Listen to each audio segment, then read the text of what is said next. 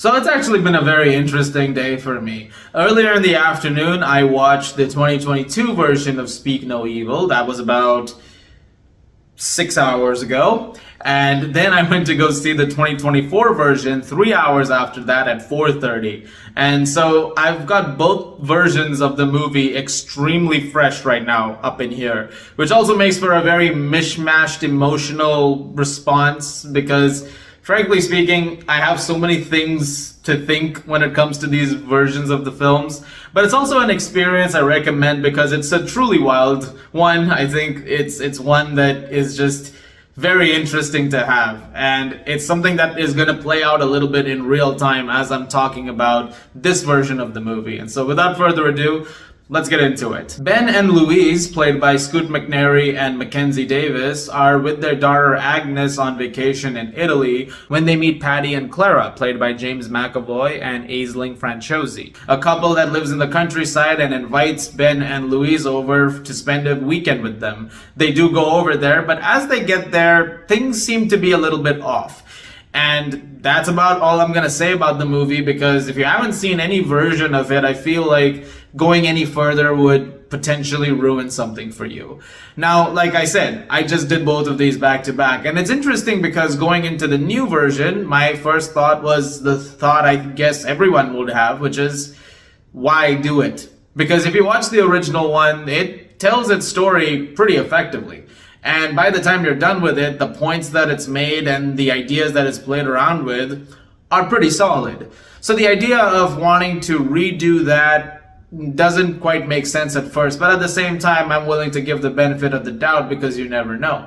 And to its credit, the 2024 Speak No Evil doesn't exactly do the same things as the original one did. Some of it is exactly like the original one. In fact, there's a few times where it's quite literally scene recreations from the 2022 movie down to the dialogue. And when that happens, that of course, you look at that and that plays in your head exactly as you think it would. But at the same time, what I think James Watkins directing this one does nicely is also try to give it its own flair of, unsettling feelings. Because the first movie did a pretty good job of making you feel very unnerved throughout, and essentially building on that horror as it went along, but also not necessarily exploding with scares until it absolutely needed to.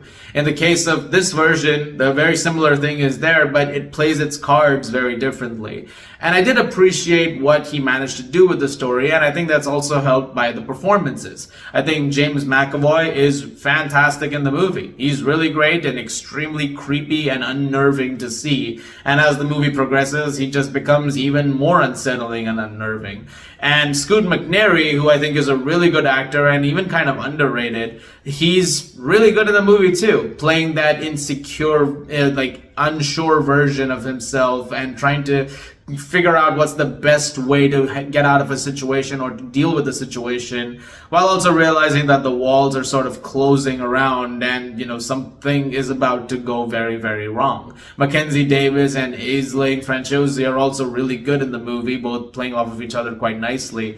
Really, everybody is good in the movie. The two kids playing Agnes and Ant, they're also really, really good. The performances are solid that way, and the movie is got a very solid pace that keeps things going. In fact, it also does something that I think the original version didn't, which is it takes a couple of ideas and a couple of things that are hinted at and expands on them a little bit in this version, which I did appreciate about it. And there are a couple of times where I remember watching the original and thinking, what are you going to do with that? Like, if you had a couple more minutes, what would you do there?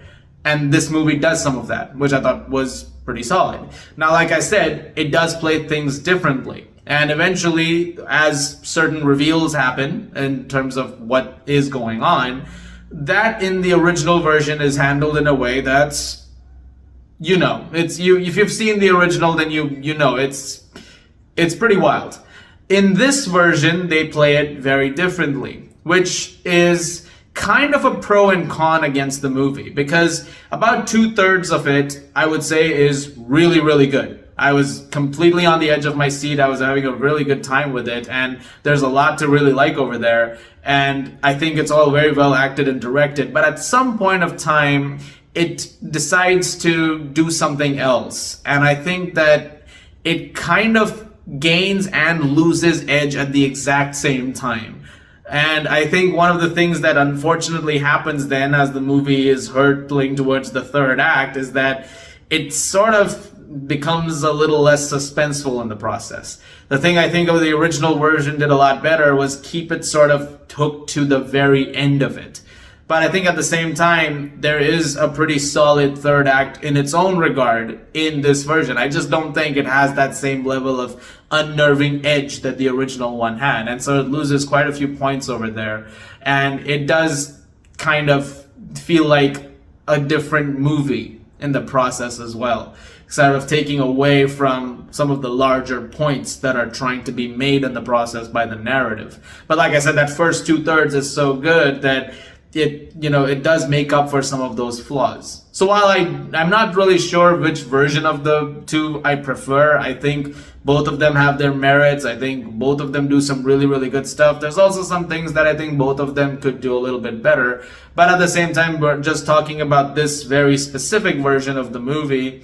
I would say it's actually pretty solid. When it comes to remakes like this, it's always concerning, but I think they pulled it off overall, and they did a pretty good job of it. Like I said, it's very tense. There's some really great sequences, some very tense moments, stuff that definitely has you at the edge of your seat, and the performances are really good, and it really does get under your skin. Maybe a little less so than the original one did, but at the same time, they both work out. And I mean, like I said, I started off this video saying you should just watch both of them, do a double feature. You'll have a really interesting time with them.